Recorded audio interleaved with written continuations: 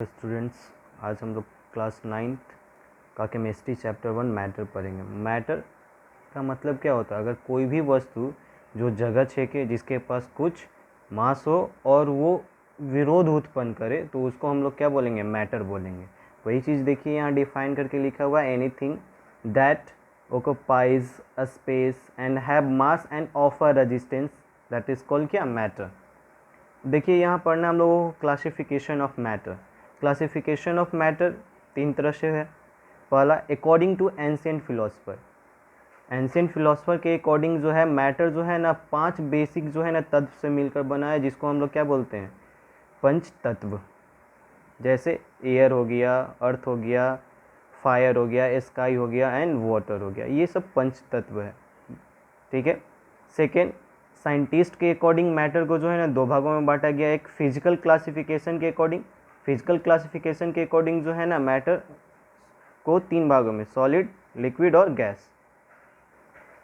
Chemical classification के according elements, compound और mixture. ठीक है। चलिए देखिए, मैटर का कैरेक्टरिस्टिक देखना है। ठीक है, कैरेक्टरिस्टिक ऑफ मैटर्स पार्टिकल।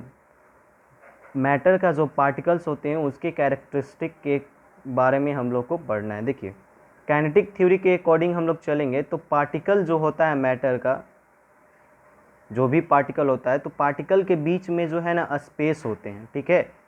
तो फर्स्ट कैरेक्टरिस्टिक है, तो particles of matter have a space between them, यानी कि जितने भी पार्टिकल होते हैं मैटर का, उसके बीच में स्पेस होता है। उस स्पेस को हम लोग वॉइड भी बोलते हैं। ठीक है। या इसको एक और तरह से बोल सकते हैं कि वह स्पेस जो पार्टिकल कंजिक्यूटिव पार्टिकल के बीच में होता है, उसको हम लोग जो है इंटर मॉलिक्यूलर स्पेस बोलते हैं। ठीक है। चलिए, सेकेंड है, particles of matter move continuously. कहता है कि पार्टिकल जो होता है मैटर का, वो लगातार मूव करते रहता है। ठीक है।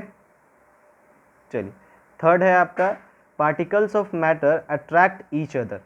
Particles of matter attract each other. कहता है कि जो पार्टिकल होता है मैटर का, वो एक दूसरे को जो है ना अट्रैक्ट करता है। कैसे अट्रैक्ट करता है? तो फोर्स लगाकर। तो जो फोर्स 2 पार्टिकल के बीच में जो लगता है, उसको फोर्स ऑफ अट्रैक्शन बोलते हैं। तो याद रखिएगा, जितना बॉन्ड मजबूत होगा उसमें ज़्यादा फोर्स ऑफ अट्रैक्शन होंगे, जितना बॉन्ड जो है वीक होगा उतना ही फोर्स ऑफ अट्रैक्शन कम होगा। अगर देखा जाए सॉलिड में, तो सॉलिड में स्पेस नहीं होता है। तो सॉलिड में स्पेस नहीं होता है तो हम लोग बोल सकते हैं कि सॉलिड का बॉन्ड जो है ना काफ़ी मजबूत होता है एकदम, क्योंकि पार्टिकल उसका जो है ना क्लोजली पैक्ड होता है, तो बॉन्ड काफ़ी मजबूत होता है, तो उसमें फोर्स ऑफ अट्रैक्शन ज़्यादा होगा। कोई दिक्कत है? चलिए, लेकिन लिक्विड में देखें तो लिक्विड में थोड़ा दूर दूर पे रहता है पार्टिकल, क्लोजली पैक्ड नहीं रहता है, तो इसमें जो है ना सॉलिड से कम होगा फोर्स ऑफ अट्रैक्शन। गैस में फोर्स ऑफ अट्रैक्शन बहुत ही कम होगा, बिकॉज उसमें पार्टिकल जो है ना बहुत दूर दूर तक होते हैं, उसमें क्लोजली पैक्ड नहीं होते हैं। चलिए,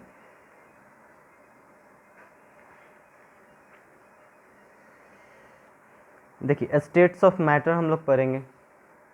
states of matter, states of matter में पहला है solid, liquid, gas, plasma and BEC. ऐसे जनरली 3 ही होते हैं। ये 2 जो हैं, प्लाज्मा और बीईसी, ये 2 अदर स्टेट्स हैं, ये भी मैटर का ही स्टेट्स है। ठीक है। चलिए, सॉलिड क्या होता है? देखिए, सॉलिड के बारे में हम बतलाते हैं। सॉलिड में जो मॉलिक्यूलर रिप्रेजेंटेशन होते हैं वो एक दूसरे से जो है ना क्लोजली पैक्ड होते हैं, एकदम काफ़ी एकदम क्लोजली पैक्ड होते हैं। जब क्लोजली पैक्ड होते हैं तो इसमें पार्टिकल का मूवमेंट होगा ही नहीं। ठीक है। और ये ना ही मूव करेगा, तो हम लोग बोल सकते हैं कि सॉलिड एक ऐसा मैटर है जिसमें फिक्स शेप होता है, फिक्स साइज होता है और फिक्स वॉल्यूम होता है। यानी कि हम लोग बोल सकते हैं solid is a state of matter having fix shape, size and volume. Property में बात करें सॉलिड का, तो सॉलिड का प्रॉपर्टी में हम लोग बोल सकते हैं कि सॉलिड में स्पेस नहीं होता है। सॉलिड में स्पेस नहीं होता है, तो स्पेस नहीं होता है तो इसका मतलब क्या है कि इसका पार्टिकल जो है ना क्लोजली पैक्ड होगा, और जब पैक्ड होगा तो इसमें फोर्स ऑफ अट्रैक्शन क्या होगा, ज़्यादा होगा, बिकॉज ये दोनों का बीच का बॉन्ड क्या है, काफ़ी मजबूत है। चलिए उसके बाद देखें काइनेटिक एनर्जी। देखा जाए तो काइनेटिक एनर्जी सॉलिड में ज़्यादा होगा कि कम होगा, तो काइनेटिक एनर्जी क्या होता है, अगर पार्टिकल का मूवमेंट के कारण जो एनर्जी क्रिएट होता है उसको काइनेटिक एनर्जी बोलते हैं। पार्टिकल के मूवमेंट के कारण जो एनर्जी क्रिएट होता है उसको क्या बोलते हैं, काइनेटिक एनर्जी। तो देखिए इसमें पार्टिकल का मूवमेंट होगा, सॉलिड में नहीं होगा, तो पार्टिकल का मूवमेंट नहीं होगा तो हम लोग बोलेंगे कि काइनेटिक एनर्जी सॉलिड में नहीं होता है। ठीक है, दो चीज़ इसमें नहीं होता है सॉलिड में, ना ही स्पेस होता है पार्टिकल के बीच में, ना ही काइनेटिक एनर्जी होता है। इसमें एक चीज़ सबसे ज़्यादा होता है, फोर्स ऑफ अट्रैक्शन। पार्टिकल के बीच में जो फोर्स ऑफ अट्रैक्शन होता है, खींचने की क्षमता, वो ज़्यादा होता है, बिकॉज दोनों का बीच में जो है ना स्पेस बहुत कम होता है, एक दूसरे से क्लोजली पैक्ड होता है, जिसके कारण जो है ना बॉन्ड ऑफ अट्रैक्शन स्ट्रांग होता है। लिक्विड में बात करें तो लिक्विड का जो मॉलिक्यूलर रिप्रेजेंटेशन होता है वो कुछ इस तरह से होता है, वो एक दूसरे से क्लोजली पैक्ड नहीं होते हैं लिक्विड के केस में। तो लिक्विड के केस में क्लोजली पैक्ड नहीं होते हैं तो ये आसानी से मूव कर सकता है, जैसे इसमें मूव नहीं कर रहा लेकिन इसमें मूव कर सकता है। तो मूव कर सकता है तो इसमें कहीं ना कहीं स्पेस है, यानी कि हम लोग बोल सकते हैं कि लिक्विड में स्पेस थोड़ा बहुत होता है। ठीक है, दूसरी बात, लिक्विड अगर मूव कर रहा है तो पार्टिकल के मूवमेंट के कारण जो एनर्जी क्रिएट होता है काइनेटिक एनर्जी, यानी कि इसमें मूवमेंट हो रहा है तो काइनेटिक एनर्जी इसमें होगा, और दोनों पार्टिकल के बीच में जो अट्रैक्शन है इसमें कम होगा, बिकॉज ये क्लोजली पैक्ड नहीं है। स्पेस का बात करें, स्पेस इसमें होगा, ये फ्लो कर सकता है, फ्लो कर सकता है, इसको आप कंप्रेस कर सकते हैं लेकिन सॉलिड को कंप्रेस नहीं कर सकते हैं। चलिए गैस के केस में देखते हैं, गैस का रिप्रेजेंटेशन कुछ इस तरह से होता है। इसमें मॉलिक्यूल काफ़ी दूर दूर तक रहता है, जिसके बीच में फोर्स ऑफ अट्रैक्शन बहुत ही कम होता है। ठीक है, चलिए इसमें देखिए पार्टिकल आसानी से मूव कर सकता है, फ्लो कर सकता है, तो इसमें काइनेटिक एनर्जी क्या होगा, हाईएस्ट होगा, बिकॉज आसानी से सबसे दूर दूर ज़्यादा है, पार्टिकल इसमें बहुत ही दूर दूर तक है, तो आसानी से मूवमेंट हो जाएगा। तो जितना आसानी से मूवमेंट होगा उतना ही काइनेटिक एनर्जी ज़्यादा, तो इसमें काइनेटिक एनर्जी क्या होगा, ज़्यादा होगा। ठीक है, चलिए हम लोग गैस को जो है ना कंप्रेस कर सकते हैं आसानी से, ये फ्लो भी कर सकता है गैस। लिक्विड भी फ्लो कर सकता है, इसको भी कंप्रेस कर सकते हैं, लेकिन सॉलिड नहीं फ्लो करेगा, नहीं कंप्रेस कर सकते हैं। बात करें स्पेस का तो सॉलिड में स्पेस नहीं होता है, बिकॉज इसका पार्टिकल क्लोजली पैक्ड होता है एक दूसरे से। लिक्विड में पार्टिकल क्लोजली पैक्ड नहीं होता है, दोनों के बीच में थोड़ा सा स्पेस होता है, जिसके कारण ये फ्लो कर सकता है। गैस में गैस का पार्टिकल के बीच में बहुत ज़्यादा डिफरेंसेस रहते हैं, बहुत ज़्यादा सेपरेशन होता है, जिसके कारण ये फ्लो कर सकता है, इसके पास स्पेस भी होता है। चलिए फोर्स ऑफ अट्रैक्शन का बात करें तो सॉलिड का पार्टिकल एकदम दूसरे से नज़दीक नज़दीक रहता है, क्लोजली पैक, तो इसमें फोर्स ऑफ अट्रैक्शन ज़्यादा होगा, इसमें थोड़ा सा कम, और इसमें होगा ही नहीं। चलिए प्लाज्मा का बात करें तो प्लाज्मा क्या होता है, प्लाज्मा को हम लोग जो है ना फोर्थ स्टेट ऑफ मैटर बोलते हैं, प्लाज्मा को फोर्थ स्टेट ऑफ मैटर बोलते हैं। प्लाज्मा है क्या, प्लाज्मा जो है मिक्सचर ऑफ गैसेस है, गैसेस का मिक्सचर है प्लाज्मा, वो भी कैसा gases, ionize gases, ionize gases का ये मिक्सचर है प्लाज्मा।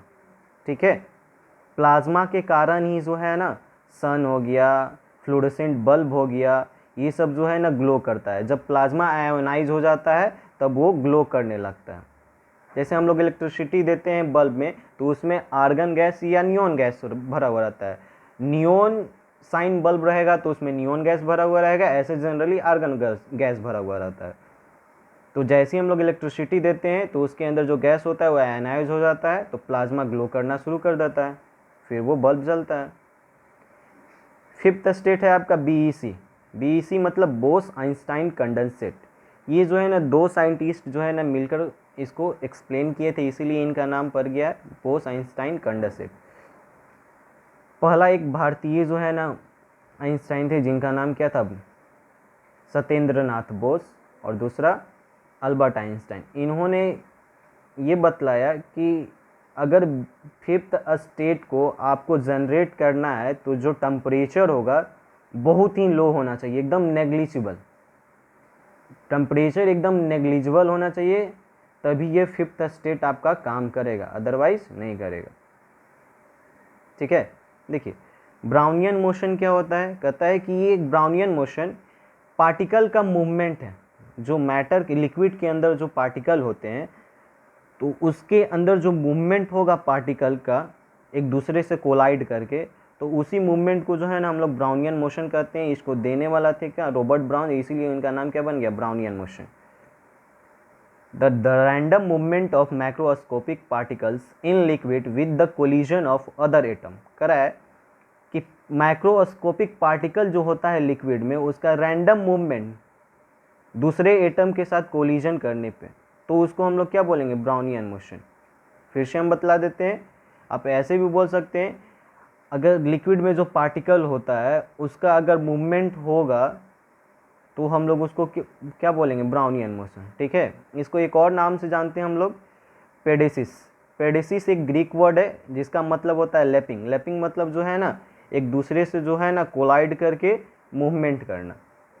ठीक है, चलिए इसी मूवमेंट के कारण हम लोग पता कर लेते हैं कि पार्टिकल जो होता है मैटर का वो कंटिन्यूअसली मूव करता है, तो वो किससे पता चल जाएगा, ब्राउनियन मोशन से।